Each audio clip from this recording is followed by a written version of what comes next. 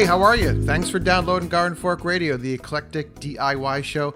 I am your host, Eric. I have this podcast and a YouTube channel dealing with eclectic DIY. It can involve building raised beds, making a pizza oven out of a metal barrel, or today we could be talking about American food with my friend Rachel Wharton, who we have not seen each other in person in a while, but we follow each other on those social media things, and she's always doing something really cool and interesting.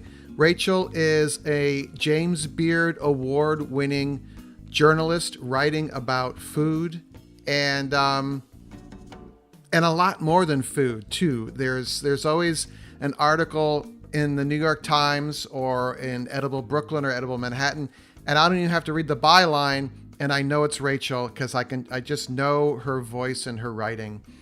And she came out with a book recently called American Food, A Not So Serious History, which is a collaboration with an illustrator, Kimberly Ellen Hall. And she's been doing this a lot lately, working with, I guess you'd call it graphic news storytelling. It's writing and imagery worked together, which I really like.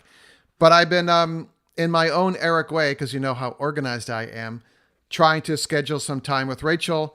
And it happened today, and it was really a lot of fun to talk to her. So we're just going to kind of jump into the show. You can learn more about Rachel. It's rachelwharton.net, and her book is called American Food, A Not So Serious History. I'll link all to that in the show notes here. But let's just start talking to Rachel, and here we go. First off, I always get excited when I find an article by you. I can tell you're writing in the first sentence. I'm like, really? I'm like, oh, Rachel wrote this. And then I look at, thank you. I'm getting better at looking at bylines, but you were first, not first, but a lot of your writing that I first read was in the Edible magazines. Which they had a very distinct style. Yeah. Which I was like working within. And then you started doing other work, and I would find you in the New York Times, and I was so excited to see you in the New York Times. And then you started pairing with an illustrator instead of a photographer, which I thought was really amazing. And then all of a sudden, to me, it's like, surprise, boom, here's this book. But you probably were working on your book for years, yes? Yes, and the book came out probably before I did the first collaboration with Corinne Shadme, who's the illustrator you're talking about.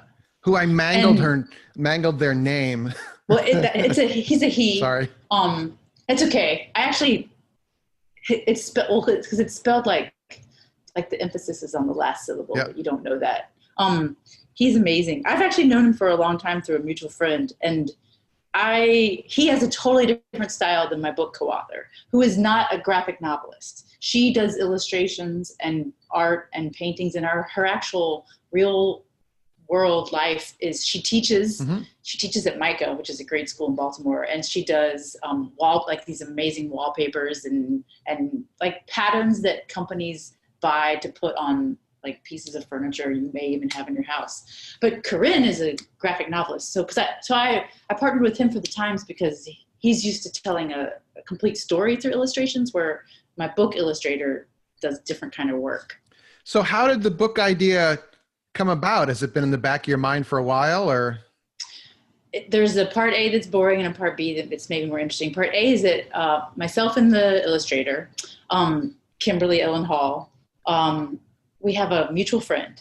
Kim had done like all kinds. She often makes a pattern and then turns it into wallpaper or a lampshade design or curtains. And her own artistic art practice was drawing from the everyday. Like she got a grant to go take items out of a like people have been evicted and their belongings got removed to a dump site. She got to like go through the belongings and draw the everyday. So she always really loved food and wanted to work on a food book. And she had always wanted to illustrate a cookbook. Uh-huh. And she told her friend, like, do you know any people who are food writers who might want to collaborate with me? And this was a good friend of mine. So she was like, oh yeah, I totally know a food writer.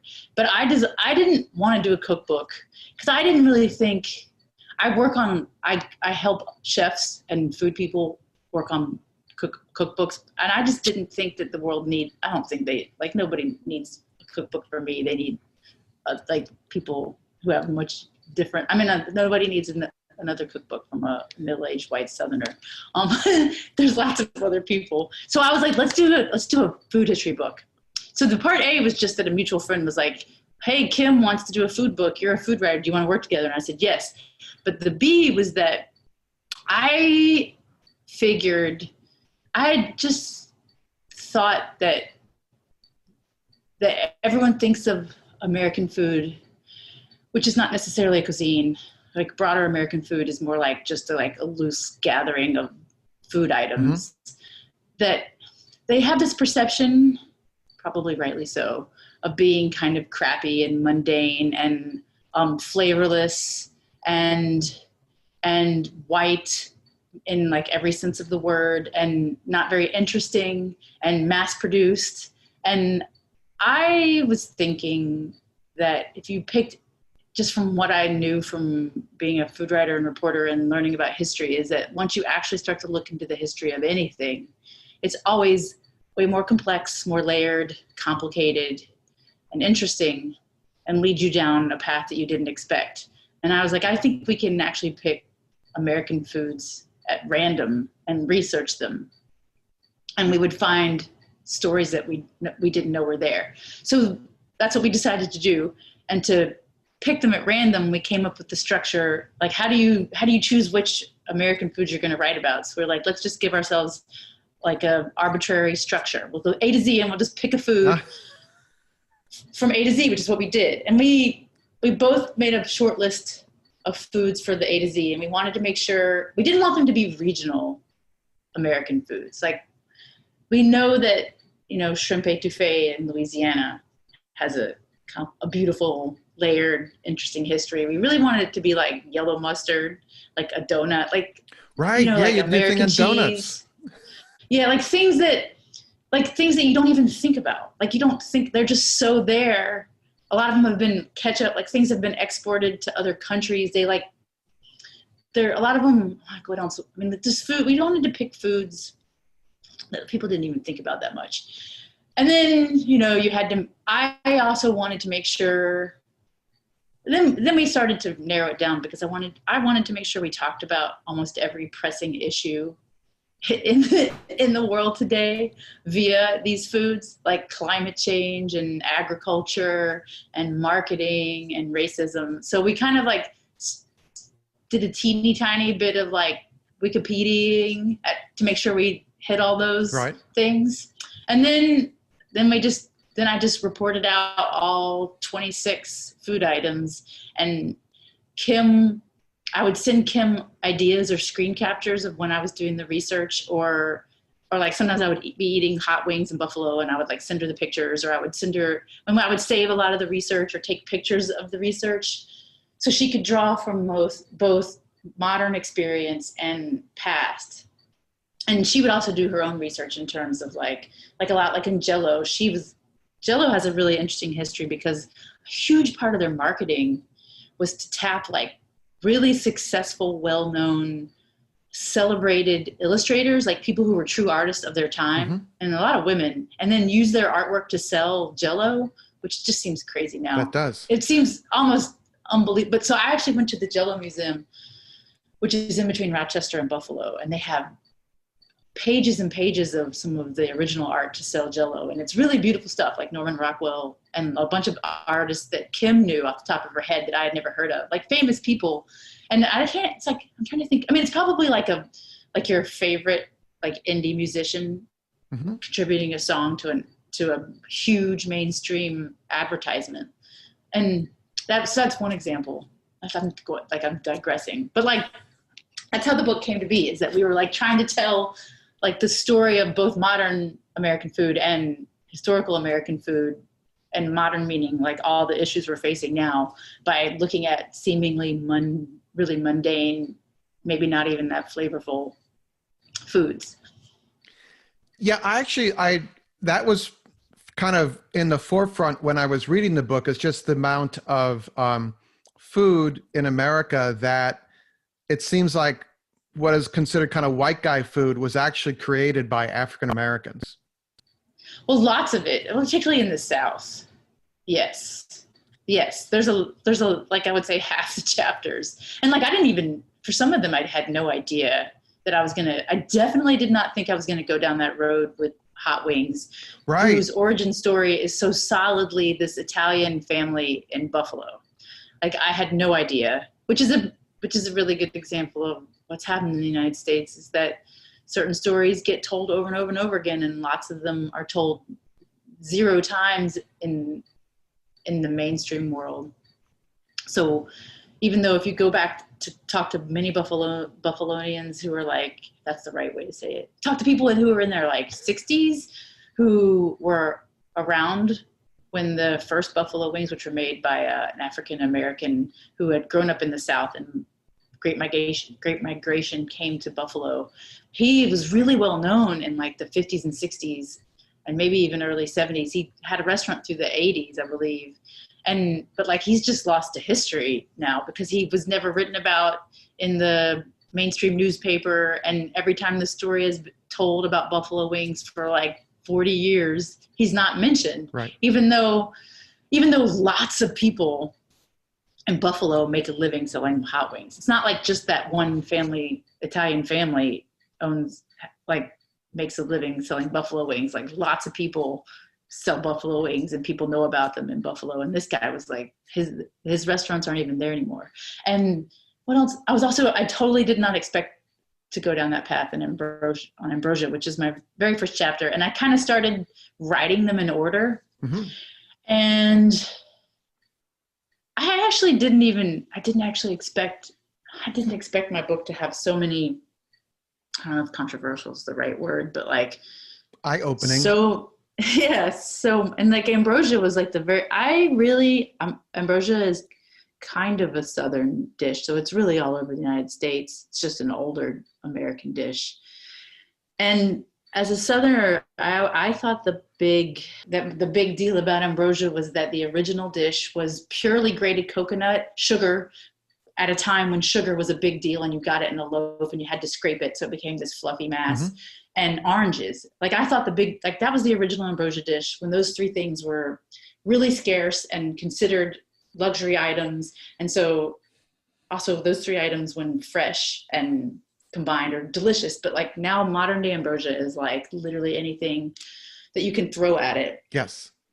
And like marshmallows. And I thought that was going to be I thought that the big deal of my chapter was going to be the original dish. And then I cracked open the book, like the first known reference, and I actually spent a lot of time trying to find a previous reference and cross-referencing similar recipes in British cookbooks and looking in cookbooks in like French and like trying to find similar recipes.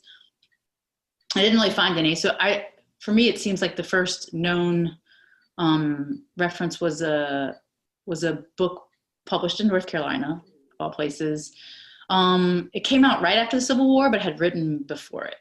And it turns out that the woman who wrote it, her husband was like pretty high up in the world, in the military. And actually he was like a well-known lawyer. Like they were kind of like well-to-do people mm-hmm. in North Carolina. And her family member, like many of his family members and her family members were members of the military in the South, the Confederacy. And so there was like, I could actually do research and find lots about her family. And at the same time, I was trying, she had a very short introduction to the book, and she said a couple of things that I didn't quite understand. And so I had called up someone who had explicated her book as part of some early American cookbook research. Mm-hmm. She was a historian from a university. And I was like, hey, what does she mean by this sentence? And she was like, oh yeah, she just of course means that like, I have to train. It's so hard as a Southerner because you have to train your slaves. And I was like, oh my God. I totally realized that it wasn't like now where this woman wrote a cookbook. Like this woman didn't cook at all. Right. She never cooked. Her because as the historian explained to me, it's like something Southern women said, even though it wasn't even true. Like they would racistly make it seem like they had a harder job because they had to train people, where women in the North, could hire trained labor. But like likely this woman barely even set foot in her kitchen her entire life, even after the Civil War, because very quickly she would have had servants, again, paid very little or living at the house. And so it just hit me that ambrosia was probably not a recipe. Of course, it's oranges, it's citrus, sugar, and coconut. And it just hit me that, of course, these are ingredients. I mean, these are ingredients from, there was like the slave trade through the Caribbean and Africa and back to the South. Like these ingredients are all well familiar to anyone who has spent time in the Caribbean, and coconut in Africa. And I was like, it was just like totally obvious, yet completely unsaid in anything ever written about ambrosia. And that was my first chapter. And I was like, wow, this is actually even more revealing. And every single chapter was like kind of, not all chapters were other chapters. It was like, oh, corporate America is really, it was like that kind of revelation, but like every chapter almost every chapter really surprised me. How do you, I got your book and I'm like, oh, there's these little chapters about each little food, and it's going to be a little thing about each little food. And then I'm reading it, and I'm like, holy cow, there's like 6 citations on every page of some book you've read, or a podcast you listened to, or an interview, or a book you found from the 1800s. Is that all online, or are you going to libraries in person, or? Oh yeah, when I did it, it wasn't online. I mean, some of it is obviously, but I did go to libraries. You can't even do that right now. It's actually hard because I want to do something. I want to work on stuff, and you can't actually go to a library right now. And some things they can give you, but you can't get to like microfiche, as far as I know. Oh, so I went to libraries. I went to libraries in New York City, but also I went to lots of libraries in the place. Like I've tried to go to almost every single place. Like I went to South Carolina and Portland, Oregon, and I went almost every place. I would sometimes have librarians give me stuff. I got a subscription to newspapers.com, which is huge. Oh yes, I heard of that. Yeah. And newspaper.com is also very useful because you could start to look at what every food section is saying at a certain period in history. And you can glean a lot of information and other sources that way. I looked at a lot of books. I did a lot of reporting, like where I just would talk to people who knew these subjects really well. And then, especially in terms of African-American history, Michael Twitty's book, I mean, there's a couple of authors, and they're all, I cite them all because they've done so much work recently, and they were invaluable, particularly in those chapters. There's 4 pages of bibliography at the end of your book. Yeah, and actually I didn't even put all of them because I got tired. I just tried to put the big ones.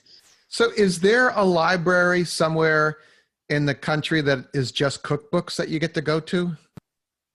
I mean, I actually think that there's people. Oh, I want to say with cookbooks, like the best thing to do is to go into used bookstores, because to me, some of the most valuable things are the community cookbooks of the places, because you can really see trends. Like when I went to Albuquerque to research chilies, I would go in every single used bookstore that I found and look in every single community cookbook or newspaper cookbook, and there's a lot of them, and they go back really far, and you can kind of see when like certain things came into, like, oh, that's when people started adding sour cream. And you also find a bunch of cookbooks that did not have wide distribution, whereas you can maybe see them on Amazon, but they're $200, but you can find them for $1 in right. In a local. So I did a lot of that, like just going in local bookstores. And a lot of times I would just open up the book, take a picture of the page, and sometimes I would buy books that had lots. And then I have a lot of cookbooks. I figured that. So if you, I mean, some people have way more than me, but if you just like open up a random like if I have like 5 cookbooks that kind of briefly touch on cakes, and I look at every single one of them, then they all have resources in the bibliography, and that's how you begin. And then, I actually think regional bookstores. One very cool thing now is that through Google Books and Amazon, you can search a lot of books for keywords. Aha. So you might not be able to read the whole page, but you can tell before you buy a book or buy an ebook if that book has has information on your subject. And not every book has searchable pages, but a lot of older books do. Like especially, and Google actually has a ton of historic cookbooks for free. And there's actually a fair number there are some libraries, I can't think of it off the top of my head. I could, if you think your readers are interested, I can look up there's a couple of college libraries that have a ton of historic cookbooks also digitalized. Oh, wow. And over and over. And also because I also used a lot of library search tools through my alumni memberships with where I went to college. Oh, smart. Because they let you do online searches. So, because I looked at a lot of I looked at everything. I did like my typical reporting where you would talk to people and read what other articles have been written. I read cookbooks, and I also looked at academic sources too. I think everyone knows by now I'm a big proponent of shopping local. I'm a big fan of going to my local hardware store and buying everything I can. If you are trying to find an item that you can't find in your local store and you're considering going online and you're considering using Amazon, this is a big ask, isn't it? Would you consider starting your shopping experience on the GardenFork shopping page on Amazon? That was a really long sentence, wasn't it? But basically, if you could bookmark this link, amazon.com/shop/GardenFork. amazon.com/shop/GardenFork. Start your experience there. Listen to me. I've actually, on my shopping page, I list all the tools I use, books I like, cookware and stuff I like as well. So if you're ever wondering, I'm using something in one of the videos, more than likely it's listed right there as well. Again, buy local as much as you can. If you're going to shop on Amazon, consider using our link. We get a little finder's fee, and that helps pay the bills. And I'd super appreciate that. All right? Thank you. Back to the show.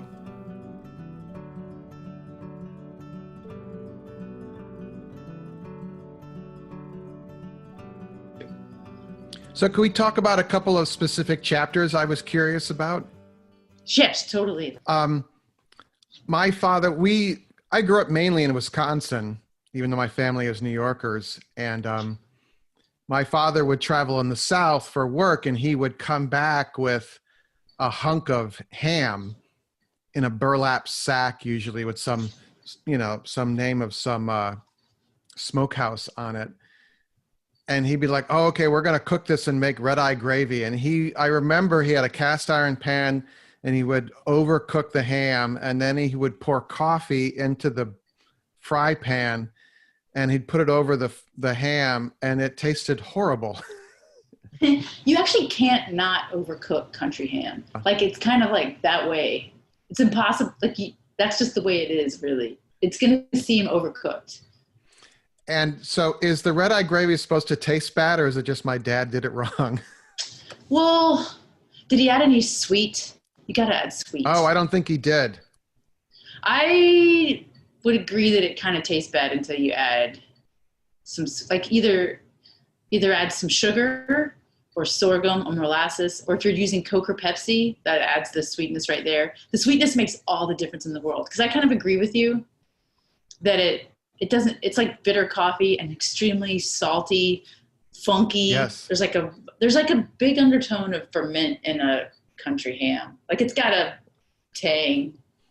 And until I started, we didn't make it that much when I was growing up. So I'd never made it, and I experimented with everything. I did a recipe with Manhattan Special for Edible Brooklyn a long time ago, actually, which was perfect because it's like the sweet coffee soda, right? The Italian coffee soda, and I've made it since I added sugar. I actually enjoy it.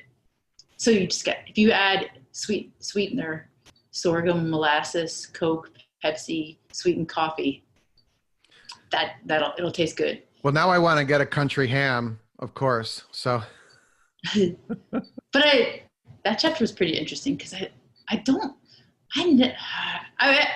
had 26 chapters. I sometimes had to stop before I had really satisfied I actually would like to call several country ham makers and ask them all if they know the origin of red-eye gravy. I think I was able to ask like one or two, and nobody really. Everyone says the myth, which was completely proven. Like it's about how it was like Andrew Jackson telling his chef that to make him gravy as red as your eyes because the chef was a drunk or whatever. Yeah. Which is completely like if you do even the slightest bit of research, you can see that it's from a book where a guy just like made up a fake history and then it gets repeated like over and over again, even though it was totally obviously made up. But I couldn't find any, and it isn't red. Like if you make it, it's never red. No. So like that doesn't even make any sense.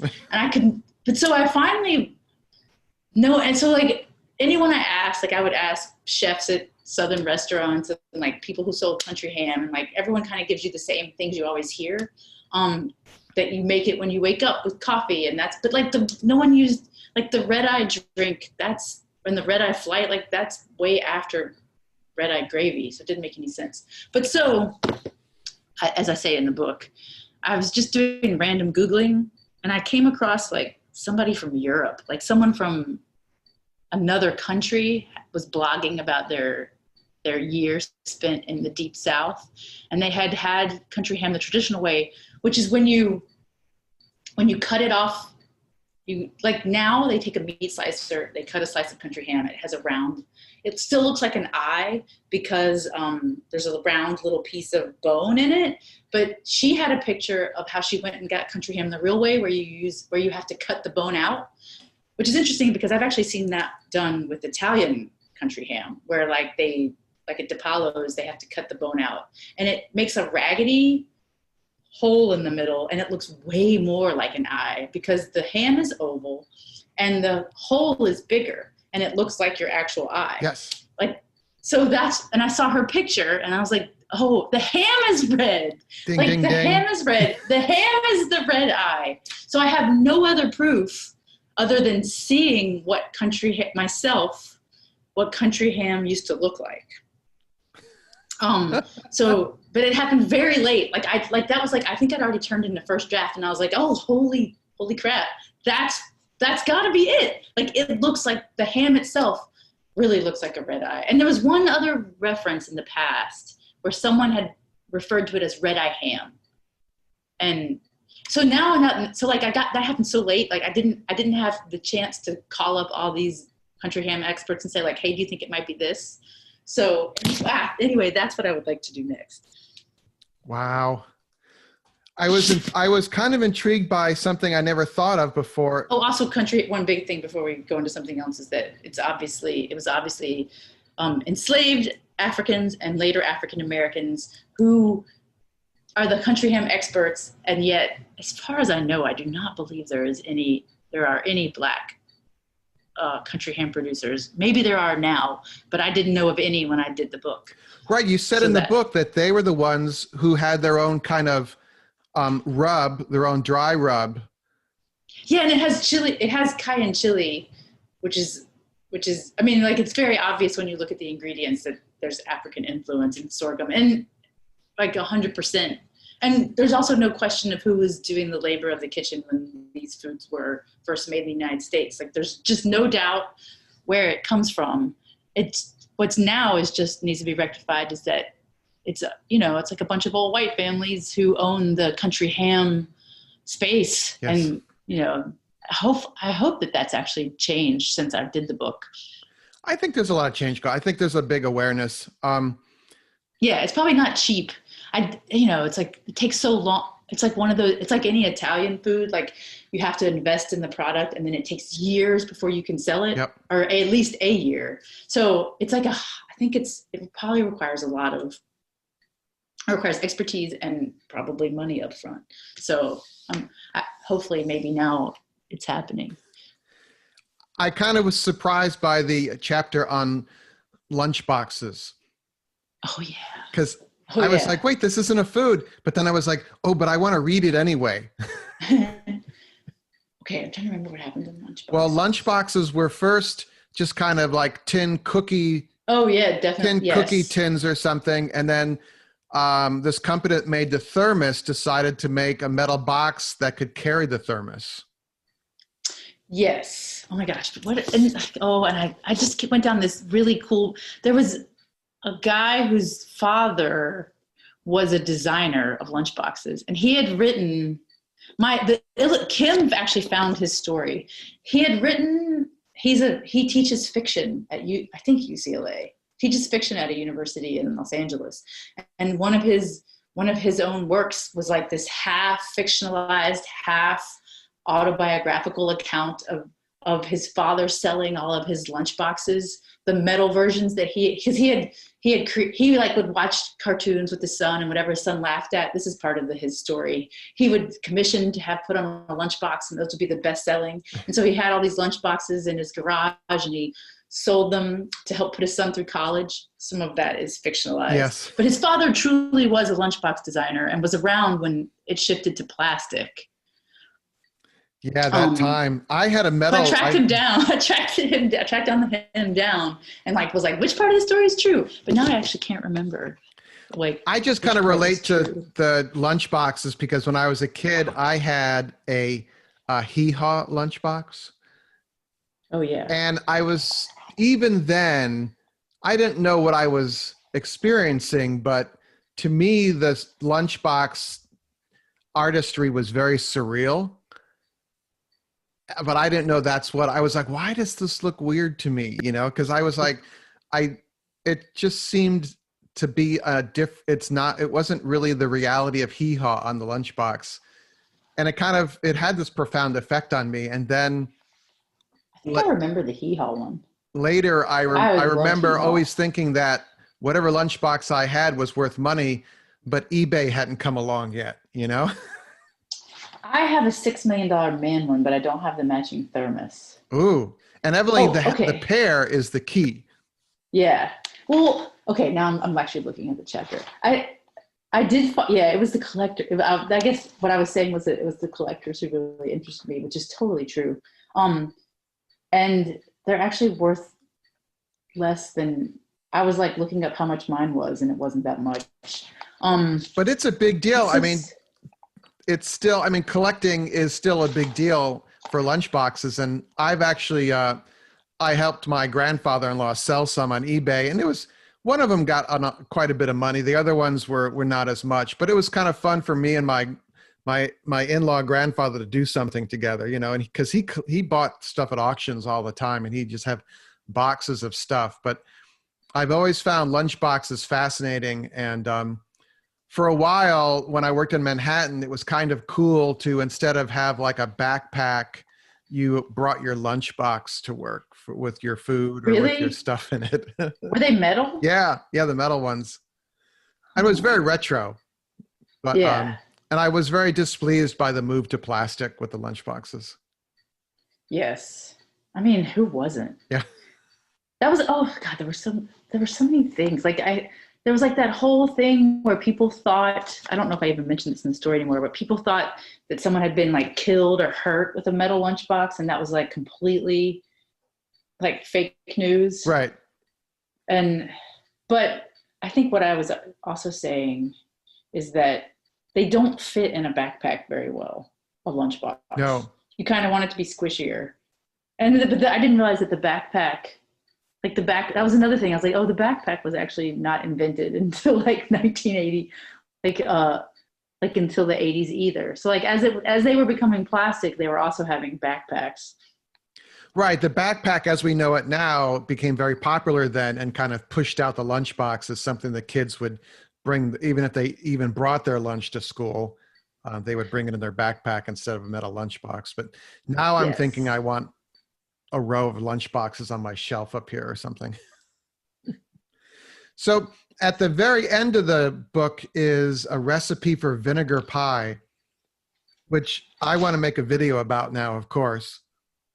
And it reminds me a little bit of in New York City here, we have a chain called Milk Bar, and they have a pie called crack pie. Oh yeah, I think I say that in the book. I mean, her pie is 100% based on these recipes. Like a vinegar pie is like a scarcity pie where you make it with like only eggs, butter, cream, like those kinds of ingredients. It's basically a sugar pie. Yep. And she even, I can't remember how much I said in the chapter, but I know that she even refers to it. I mean, she grew up in the part of the country where those were very common. Mm-hmm. And she even talks about how there's one, I think, Mind of a Chef even, where she talks about how that pie was created, and she was kind of trying to make a chess pie, which is basically a scarcity pie, which a vinegar pie is. I mean, there's like a tablespoon of vinegar in it. It's just to add a little acidity to the sugar. It's a sugar pie, right, which is what sweet. Crack pie just is. To cut it. And a chess pie has a little bit of cornmeal in it, and that's what she was doing in like a molecular gastronomy kind of way with her crack pie, I just thought that was really fascinating, because when I first tasted, my mom always made buttermilk pie, which is basically a vinegar pie made with buttermilk. You're just using these rich ingredients that anyone who grew up on a farm would have access to. When you wouldn't have had access to fresh fruit, you would have had dairy, maybe something sweet if it wasn't sugar, like honey or sorghum or whatever, or flour and water. I think that scarcity pie is made with sugar, flour, and water. And we used a little buttermilk instead of vinegar. And I remember when the first time I tasted crack pie, I was like, this is just totally my mom's buttermilk pie, except 600 times as sweet. Yeah. And I just think that's so fascinating that like this just like futuristic modern success is like this old scarcity pantry pie. Did they call them scarcity pies, or is that like kind of a modern label? I think people called them all different things. Yeah. Like there were Hoosier pies and sugar pies and pantry pies and impossible pies. I'm saying scarcity just because that's kind of what they were. I said this in the chapter, like the irony is that they're actually richer than fruit pies. Yes. I mean, I have a phrase I use. Desperation pies. I'm all about use what you got when I'm doing something. And I think that's kind of basically what kind of pie, it's a use what you got pie to me. Yeah, they're really good. Like I tested a bunch of vinegar pie recipes, and this one was really good. You only want like a little sliver, and it definitely tastes better cold, or like cold out of the fridge or room temperature. And it is really good in the graham cracker crust, but like the filling starts to sink into the crust, so it doesn't look as awesome because it starts to like become one mass or even like go underneath the filling, but it tastes amazing. I have to figure out, I'm sure like Christina Tosi figured out the molecular gastronomy way to fix the filling leaking into the graham cracker crust. But the combination of the vinegar pie filling with like a graham cracker crust is really good. You know, I need to remind you publicly that I'm a bike ride away from your apartment if you need a tester. Oh yeah, I did a book signing at the Union Square Green Market, and I made a sheet pan size pie, vinegar pie, and I handed out like 100 squares of it. That like in November. Sign me, yeah, back when you could have that kind of thing. Yeah, you know that's true. Well, yeah, they might actually. I think you could probably safely hand out pie slices now. People just have to eat them away from you. Yeah. So what's before we end the show, what's on the horizon here for you? What's What's coming up next? Oh, I don't know. That's a good question. Well, do you know who the League of Kitchens is? No. So the League of Kitchens is an incredible New York City organization. A woman named Lisa Gross started it, and she works with women who are refugees, who are known as like the cook, like the people who just make the best food from wherever they're from, like the best Lebanese food, the best Japanese home cooking, the best Uyghur home cooking, and her organization trained them to teach and host classes in their homes for money, and people would take these classes, and they were really well respected. They were all day long, and you would leave, like all the recipes were tested, they were written up in advance, so it was like almost like a cross between like a homey cooking class and like when you go to take a class at a real culinary school where you leave with like super tested ingredients. Yeah. And so it was very, very successful, and she was expanding it to other cities, and we're going to work on a cookbook together. I mean, essentially, as I do with every cookbook project, is I'm helping other people make the very best cookbook they can possibly do. So she would be working with all of her instructors to do a book about home cooking. And we were just getting started on it before the pandemic, and then they've had to completely reinvent their business to be online. So they've been busy doing that. So I think now they're very successful. And now that it actually has opened up their classes to everyone in the world. Yeah. Which I think a lot of people are finding is that it's opened doors that you didn't know you could have while closing some other ones. And so hopefully we're going to actually be able to, now that they've figured out how to teach classes online, we can actually start working on the book again. Because before we couldn't go sit with the women while they were teaching, and now we figured out how we can do it.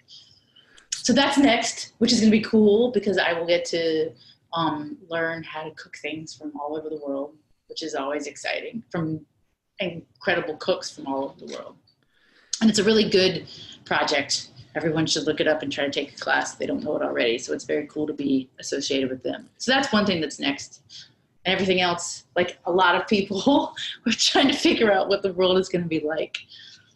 Yeah, it's interesting. My, making videos online is actually, my viewership has gone up quite a bit during the pandemic, because people are home, but they're also wanting to learn how to do stuff that they can do in their home. So, and you find, and like you're doing a lot of hands-on gardening and intensive like yard projects, correct? Yeah. And I would imagine there's a whole lot of people who are now in those yards and gardens all the time. Yeah, for a long time, you would go to the home improvement store and you couldn't buy any lumber because people bought the lumber to build something. Or seedlings. I remember it was so hard. See, I'm a member of a community garden in New York City, and typically it's very easy to get seedlings because we're connected to Green Thumb, and right. And they bring there's always someone who goes to pick them up, and then we have tons, and it was so hard to get them. Plus, they didn't turn on the water, and nobody was selling them. And then I don't know what it's like now. It's a little more back to normal. I actually was able to buy hand sanitizer in the store the other day. So. Oh yeah, that I've noticed is everywhere. Hand sanitizer is very easy to get, but I definitely know that early on, I just had to go with whatever seeds I had. Yep. So like a lot of what we were doing was like everyone I knew we all had like random leftover seeds, and we would just grow as many as we could and then trade them. And then of course it was an incredibly cold spring, so everything was stunted. Like I never really got stunted. I mean, now I get it. I see what stunted means, like for real. I don't know if you probably have much more experience, but like I have a couple of plants that are still like an inch tall. Yeah. And that's like, I have an okra that I started inside in like, I don't even know, like early March. It's still like less than a foot tall. And there's like one okra flower.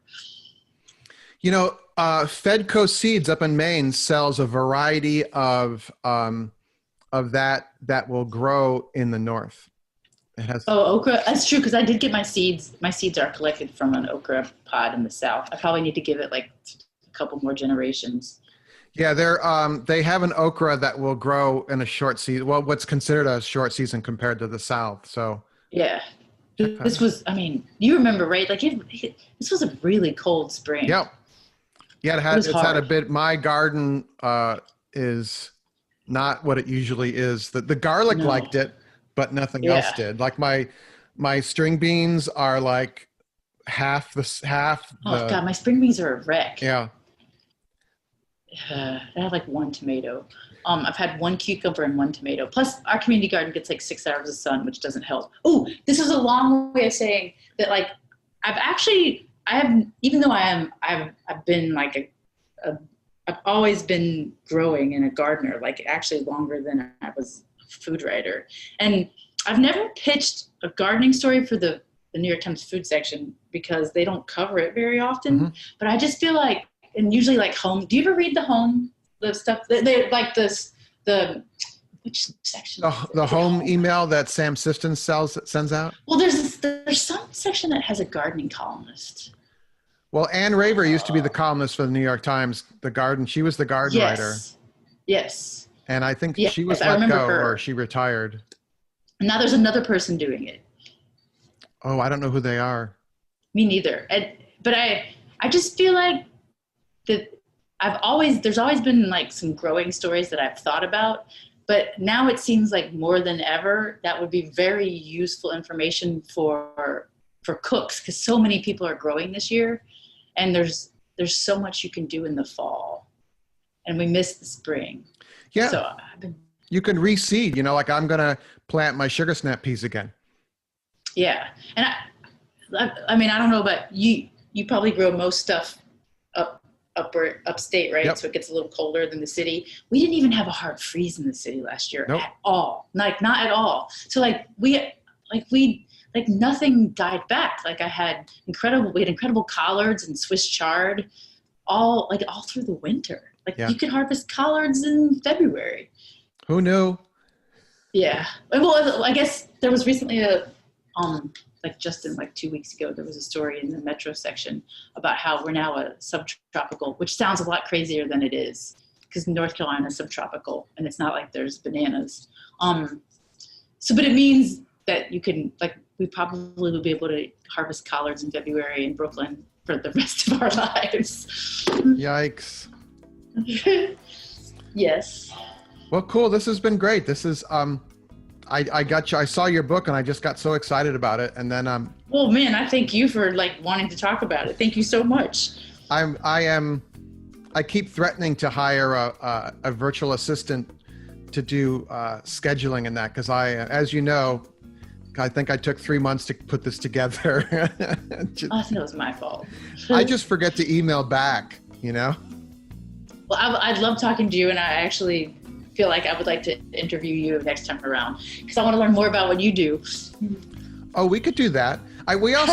We have to do a shout out to Charlie Shaw, who was my first friend in New York City when I moved back here from college, and he introduced us.